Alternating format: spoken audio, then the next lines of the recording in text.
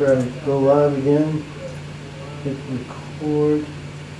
So normally we would do the motion graphics as you're going. I would do.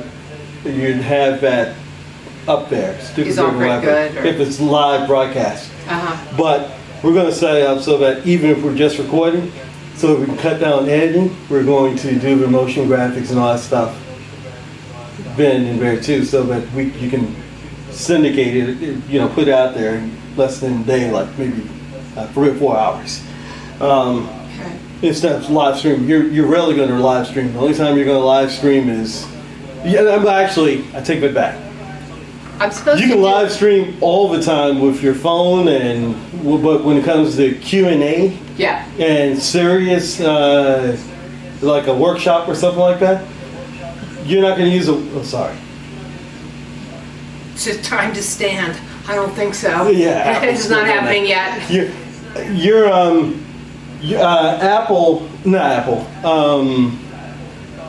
never going to use a webcam again for webinars, ever.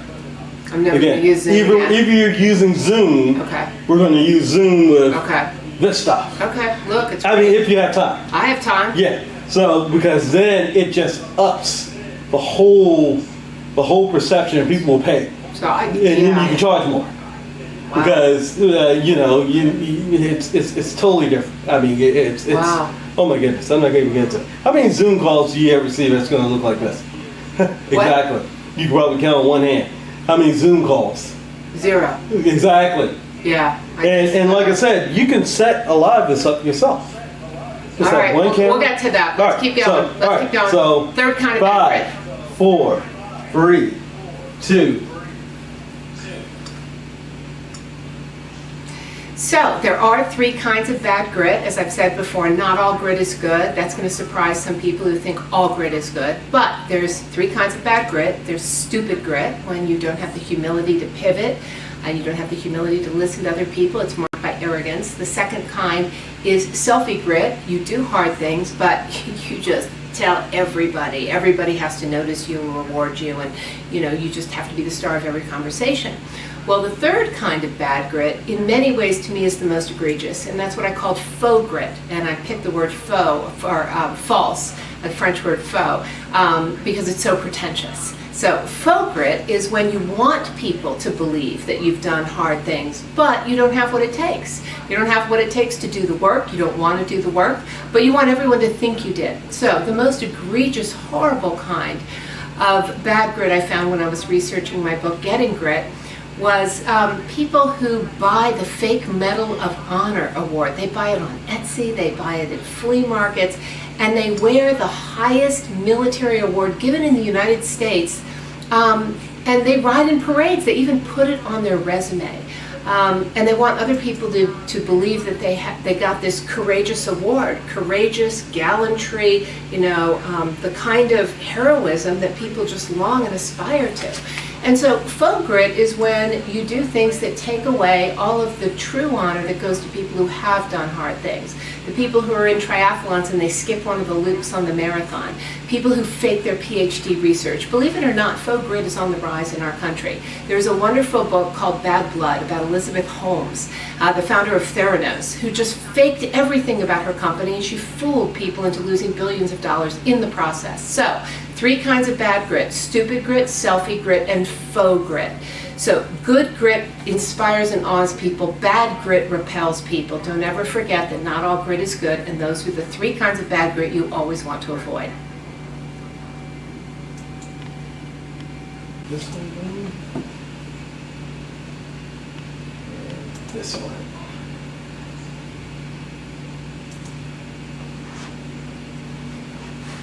All right.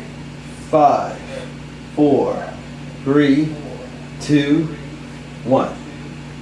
Everybody asks me, Caroline, why do you care so much about goal setting?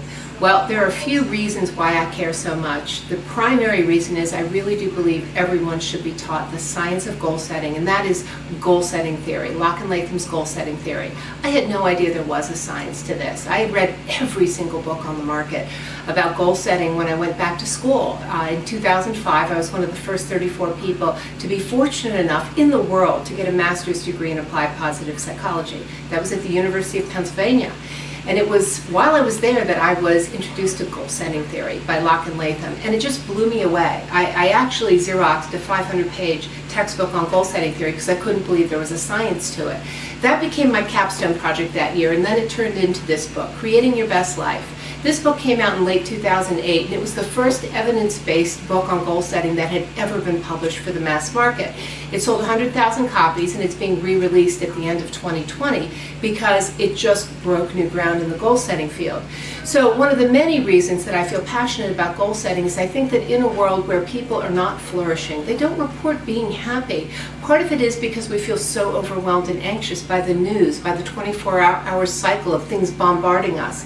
And these curated Instagram feeds where often it looks like it's easy to get these things that you want. It's easy to look pretty. It's easy to have success when it's really not. And so if we learn goal setting, proper goal setting, we're going to feel more masterful in our lives. We're going to feel more confident. We're going to be more proactive, and we're going to have what it takes to actually achieve the things that will give us our most ideal life. So get creating your best life, and then next year I'll have another book out, a more up-to-date book on goal setting theory and the steps to achieve your goals. But until then, remember, there is a science to goal setting.